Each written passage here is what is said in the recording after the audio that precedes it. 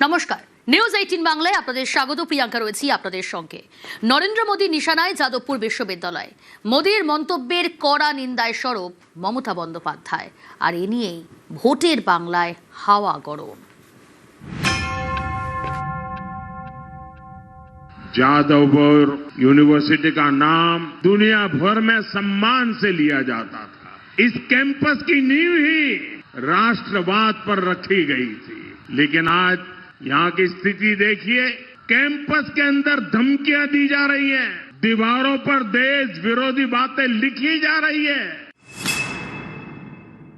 একটা প্রধানমন্ত্রী আজকে যাদবপুর ইউনিভার্সিটির স্টুডেন্টদের যে ভাষায় আক্রমণ করেছেন, আমি মনে করি ছাত্র সমাজ, যুব সমাজের প্রতিবাদ করা উচিত। আমাদের ছাত্রছাত্রীরা আমাদের গর্ব। যাদবপুর বিশ্ববিদ্যালয় দেশের অন্যতম সেরা বিশ্ববিদ্যালয়। এই শিক্ষা প্রতিষ্ঠান বরাবরই মুক্ত মনাদের। যাদবপুরের পড়ুয়ারা নানা সময়ে নানা ইস্যুতে সরব হয়েছেন, সেটা কখনো জাতীয় ইস্যু, কখনো রাজ্যের কোনো ঘটনা। সেই যাদবপুর বিশ্ববিদ্যালয় এবার মোদীর নিশানায়। দ্বিতীয় দফার ভোটের প্রচারে শুক্রবার দক্ষিণ 24 পরগনার বারুইপুরে সভা করেন নরেন্দ্র মোদী। সেখান থেকেই নিশানা করেন যাদবপুর বিশ্ববিদ্যালয়কে। जादवपुर यूनिवर्सिटी का नाम दुनिया भर में सम्मान से लिया जाता था। इस कैंपस की नींव ही राष्ट्रवाद पर रखी गई थी, लेकिन आज यहाँ की स्थिति देखिए।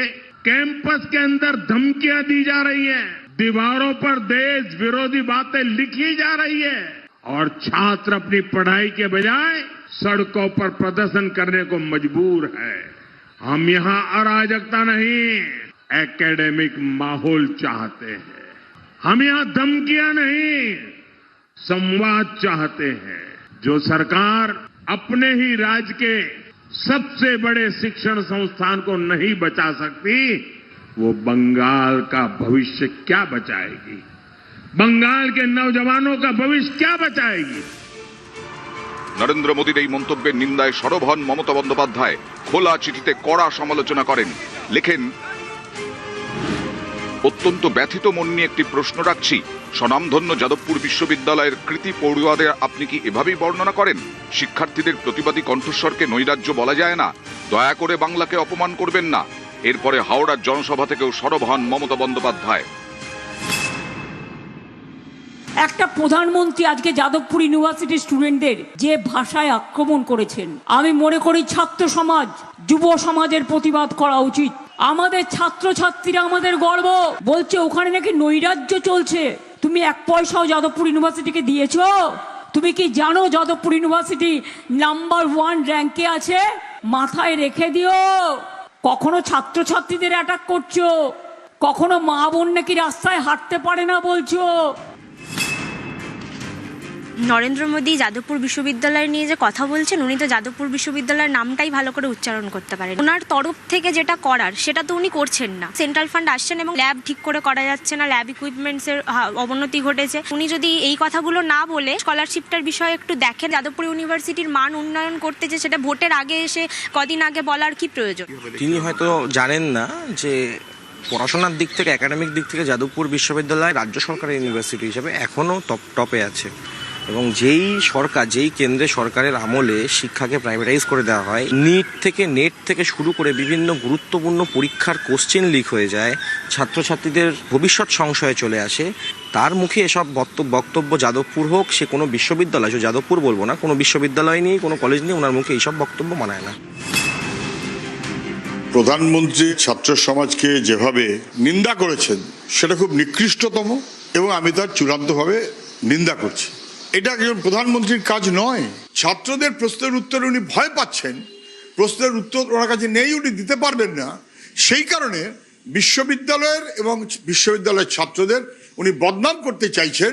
ওনার আসলে পছন্দ হচ্ছে এখানে হনুমান জয়ন্তী হোক, রামনবমী হোক, এখানে ত্রিশূল নিয়ে সবাই নাড়াচাড়া করুক। সেটা বিশ্ববিদ্যালয়ের ছাত্ররা পছন্দ করছে না বলে উনি রেগে যাচ্ছেন এবং আজে বাজে কথা বলছেন। যাদবপুর বিশ্ববিদ্যালয় তৈরি হয়েছিল যে ব্রিটিশ শাসনের বিরুদ্ধে স্বাধীনতা আন্দোলনের অংশ হিসেবে।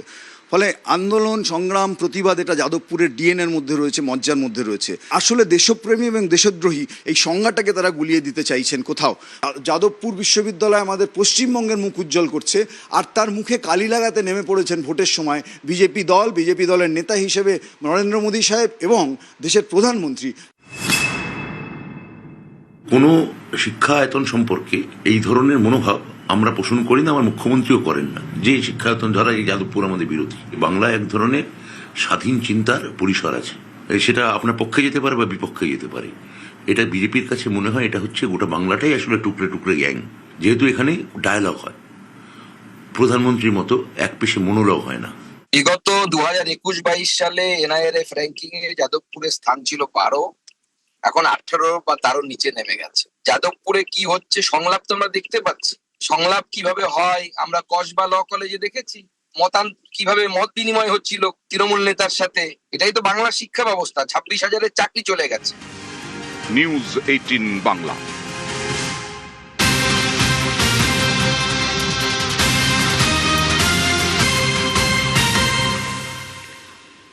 বাংলার ভোটের টাকার খেল, ছবি দেখাবো আপনাদের। হাবড়ার ছবি দেখুন, এইভাবে টাকা বিলি করা হচ্ছে, টাকার টোপ দেওয়া হচ্ছে। হাবড়ার ঘটনা, কিন্তু কারা টাকার টোপ দিচ্ছে, কি ঘটনা? আগে ছবিটা দেখাই আপনাদের।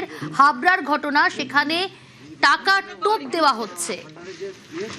ভিডিও কর, দাঁড়াও দাঁড়াও না দাঁড়াও, একটু দাঁড়াও। আমাদের কোম্পানি না ভিডিও করো।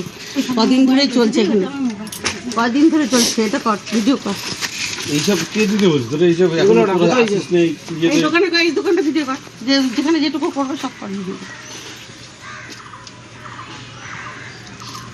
বাংলার ভোটের টাকার খেল, হাবড়াতেও টাকার টোপ। জিয়াউল রয়েছে প্রতিনিধি। জিয়াউল, প্রথমে জানতে চাইবো কারা টাকার টোপ দিচ্ছে, কি অভিযোগ? দেখো, মূলত বিজেপির তরফ থেকে এই টাকার টোপ দেওয়া হচ্ছে। 3,000 টাকা করে দেওয়া হবে, তার জন্যই ফর্ম ফিল আপ করা হচ্ছে। হাবড়া 18 নম্বর ওয়ার্ডের সুকান্ত সরণ এলাকায় সেই মুদির দোকান থেকে এই ফর্ম দেওয়া হচ্ছে এবং সেই ফর্ম ফিল আপ করলেই 3,000 টাকা দেওয়া হবে, এমনটাই প্রতিশ্রুতি দেওয়া হচ্ছে।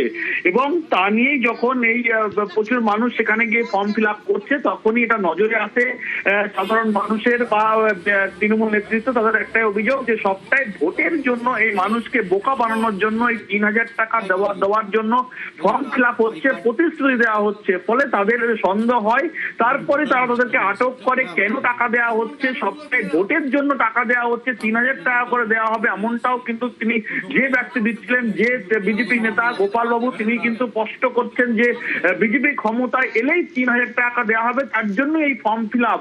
ফলে তাতেই সমস্যা, সন্দেহ হয় এই তৃণমূল নেতৃত্বে। তিনি গিয়ে তাদেরকে আটকায়। কেন ভোটের আগে বিধিভঙ্গ করে তিনি এই টাকার প্রলোভন দিচ্ছেন, তারপরে খবর দেয় হাবড়া থানায়। হাবড়া থানা পুলিশ ব্যক্তিকে গ্রেপ্তার, আটক করে। কিন্তু কেন এই ভোটের আগে এই প্রতিশ্রুতি দেওয়া হচ্ছে, সবটাই কিন্তু রাজনৈতিক ভাবেই তিনি স্পষ্ট করেন যে এই ভয় পেয়েছে। কি বক্তব্য? দেখো, অভিযুক্ত বিজেপি নেতার স্পষ্ট বক্তব্য যে তিনি শুধুমাত্র প্রতিশ্রুতি না, অর্থাৎ ভোটের পরে যেহেতু বিজেপি ক্ষমতায় আসবে, তার জন্য এই ফর্ম ফিল আপ করা হচ্ছে। ফলে তাদের তরফ থেকে 3,000 টাকা দেওয়া হবে, তার জন্য এই লিফলেট বিলি করা হচ্ছে, এমনটাও কিন্তু এই বিজেপি নেতার স্পষ্ট দাবি। এখানে এসে আমি প্রথমে আমি এক জায়গায় ছিলাম, সেখানে আমাকে ফোন যায় যে এখানে বসে 3,000 টাকার ফর্ম ফিল আপ করা হচ্ছে, তাদের আধার কার্ড, ব্যাংকের বই এবং ভোটার কার্ড নিয়ে। আমরা সঙ্গে ওটিপি ওদের চাইছে। আমি এসে দেখি, তাই আমার ভিডিও সঙ্গে সঙ্গে আমার সাথে যারা ছিল তাদেরকে দিয়ে আমি ভিডিওটা করানোর পরে তখন ওরা বলে যে না, এটা এখানে কিছু হচ্ছে না। সঙ্গে সঙ্গে ওই ছেলেটাকে, এই দোকানের ছেলেটাকে ফর্মগুলো এবং খাতাগুলো দিয়ে দেয়। অভিযোগ করবেন? অবশ্যই। 18 নম্বর ওয়ার্ডে একটা মুদি দোকানের সামনে বসে এই যে মাতৃশক্তি ভরসা কার্ড, এই ফর্মটাই আমি বিলি করছিলাম। ওখানে আমি নারীদের কাছে বার্তা দিতে চাইছিলাম যে এই ফর্মটা দিচ্ছি আমরা ভোটের আগে, আমরা ক্ষমতায় এলে নারীদের 3,000 টাকা করে তুলে দেবো। ওটিপির তো কোনো বিষয় নেই। ওটিপির ব্যাপারটা যদি ওরা যেভাবে বলছে, যদি ওটিপির বিষয় থাকে, যেটা প্রুফ করে দিতে পারে, ওরা যে কটা দিলে সব কটা পায়ের জুতো আমার মাথায় যাতে মারা হয়, আমি সেটার আমি আহ্বান রাখলাম। দক্ষিণ 24 পরগনার কুলতলির একটা ঘটনা বলি আপনাদের। সেখানে 80% বিশেষভাবে সক্ষমকে ভোটের ডিউটি। শিক্ষককে 3 দিন আগে প্রিসাইডিং অফিসারের চিঠি। 80% বিশেষভাবে সক্ষমকে ভোটের ডিউটি। অর্পণ রয়েছে আমার সঙ্গে। অর্পণ, বিশেষভাবে সক্ষম 80% তিনি শিক্ষক। 3 দিন আগে প্রিসাইডিং অফিসারের কাছ থেকে চিঠি পেলেন, কমিশনের কাছে আবেদন করেছেন, জানিয়েছেন। দেখো, ইতিমধ্যেই কমিশনে তিনি চিঠি পাঠিয়েছেন, কারণ 80% তিনি প্রতিবন্ধী, তিনি হাঁটতে পারেন না, তিনি তার নিজের সমস্ত কাজ নিজে করতে পারেন না, কারো সাহায্য নিয়ে করতে হন। কোথাও থেকে কোথাও যেতে হলে তার একমাত্র সম্বল হয় কোনো এক ব্যক্তি অথবা তার যে চেয়ার রয়েছে সেই চেয়ারের সম্বল করে তাকে যেতে হয়। আর সেই কারণে তিনি ভোটের ডিউটি কিভাবে করবেন, একটা জায়গা থেকে অন্য কেউ গিয়ে সেখানে কিভাবে সামলাবেন তা নিয়ে তিনি দুশ্চিন্তায় রয়েছেন। তার দুর্ঘটনায় তার পা ক্ষতিগ্রস্ত হয়।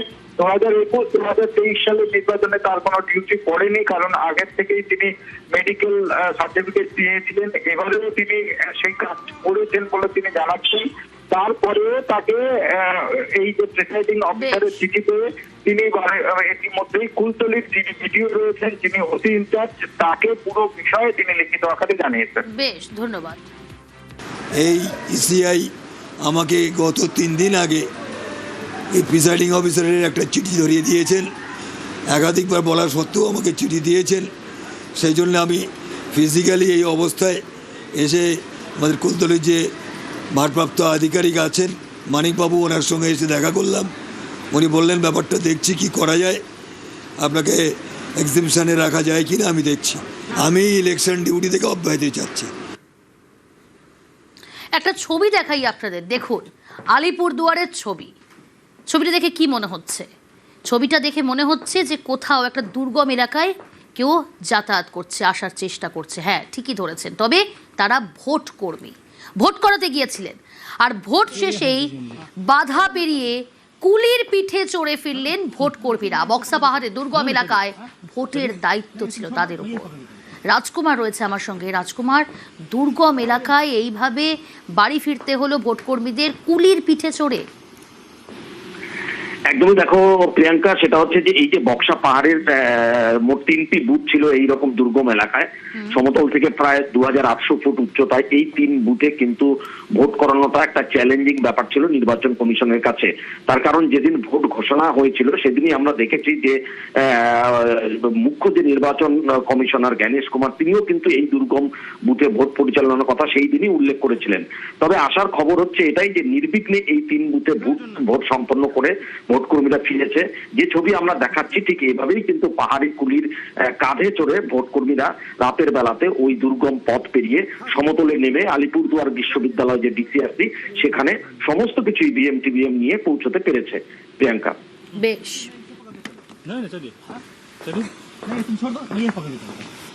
পূর্বাভাস মতোই উত্তরে ঝড় বৃষ্টি। সকাল থেকেই মুষলধারায় বৃষ্টি শুরু হয়েছে ধূপগুড়িতে। একাধিক এলাকায় গাছ উপড়ে বিপত্তি। কি পরিস্থিতি আরো ডিটেল জানবো। রকি রয়েছে আমার সঙ্গে। রকি, দেখো, আবহাওয়া দপ্তরের পূর্বাভাস অনুযায়ী কিন্তু ধূপগুড়ি সহ গোটা জোয়ার জুড়ে বজ্র বিদ্যুৎ সহকারে বিক্ষিপ্তভাবে বৃষ্টি শুরু হয়েছে, যার ফলে কিন্তু বিপর্যস্ত হয়ে পড়েছে জনজীবন। কোথাও কোথাও গাছ উপড়ে পড়ে বিদ্যুতের তার ছিন্ন হয়ে যাওয়া, কিন্তু বিদ্যুৎ বিচ্ছিন্ন হয়েছে বিভিন্ন এলাকা। এর পাশাপাশি ধূপগুড়ি শহরের বুকে জাতীয় সড়কের উপরে কিন্তু 1 হাঁটু জল জমে যায়, যার ফলে কিন্তু ভোগান্তির শিকার হতে হচ্ছে সাধারণ মানুষকে। বিহাল নিকাশি ব্যবস্থার কারণেই বৃষ্টির ফলে জল জমে যায় জাতীয় সড়কে। ধূপগুড়ি থেকে ফালাকাটাগামী জাতীয় সড়কের উপরে এই জলের ফলে কিন্তু ব্যবসায় ক্ষতি হচ্ছে। এর পাশাপাশি এই ঝড় বৃষ্টির ফলে কিন্তু বিভিন্ন জায়গায় গাছ উপড়ে পড়ে মানুষের বাড়িঘর ভেঙে পড়েছে এবং চাষের ক্ষতি হয়েছে বলে এখন পর্যন্ত জানা গিয়েছে। আবহাওয়া দপ্তরের পূর্বাভাস রয়েছে, আকাশ এখনো মেঘলা রয়েছে। এই বৃষ্টি আর ঝড় যদি বাড়ে, ক্ষতির সম্ভাবনা আরো বাড়বে, এমনটাই মনে করছে স্থানীয় বাসিন্দারা।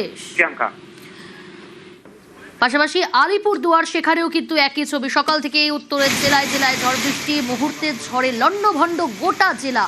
আলিপুরদুয়ারে কালবৈশাখীর ঝড়, শিলা বৃষ্টি, গাছ উপড়ে 31টি জাতীয় সড়কের সংযোগকারী রাস্তা বন্ধ। আলিপুরদুয়ারে সকাল থেকে শিলা বৃষ্টি।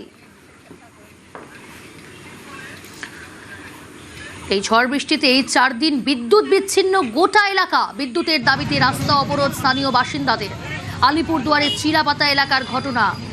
রাজকুমার রয়েছে। রাজকুমার, বিদ্যুৎ বিচ্ছিন্ন গোটা এলাকা, স্থানীয়দের বিক্ষোভ, কি দাবি তুলছেন তারা? দেখো, দেখো, স্থানীয়রা দাবি তুলছেন যে অবিলম্বে কিন্তু বিদ্যুৎ যে সরবরাহ ব্যবস্থা সেটা স্বাভাবিক করতে হবে। তার কারণ হচ্ছে ভোটের আগে মঙ্গলবার দিন যে সন্ধ্যার সময় ঝড় বৃষ্টি কালবৈশাখী তাণ্ডব হয়, তারপর থেকেই কিন্তু জেলার বিভিন্ন এলাকায় বিদ্যুৎ নেই, বিদ্যুৎ সরবরাহ ব্যবস্থা এখনো স্বাভাবিক হয়নি। চিলাপাতাতেও একই অবস্থা, সেখানকার মানুষজন কিন্তু চিলাপাতা সড়ক অবরোধ করে বিদ্যুৎ সরবরাহ ব্যবস্থা স্বাভাবিক করার দাবি তুলছেন। রাজকুমার, সেখানে বিদ্যুৎ বিচ্ছিন্ন খুব স্বাভাবিকভাবেই বন্যপ্রাণীর হামলার আশঙ্কা থেকে যায়। একদম স্থানীয় বাসিন্দারা কিন্তু এই বক্তব্যই তুলে ধরেছে। তাদের বক্তব্য যে অন্ধকার নামলেই কিন্তু রাতের বেলা বন্যজন্তু হামলা চালায়, হাতি বেরিয়ে পড়ে, বাইসন বেরিয়ে পড়ে। এই অবস্থায় বিদ্যুৎ না থাকলে কিন্তু আরো চরম অসুবিধা এবং মানুষের প্রাণের ঝুঁকি থেকে যাচ্ছে। সেই কারণে তাড়াতাড়ি বিদ্যুৎ যে সরবরাহ ব্যবস্থা সেটা স্বাভাবিক করতে হবে, এমনটাই কিন্তু দাবি করেছেন স্থানীয়রা। বেশ, আমাদের এখানে 4 দিন থেকে কারেন্ট নেই, সব অন্ধকারে আছি।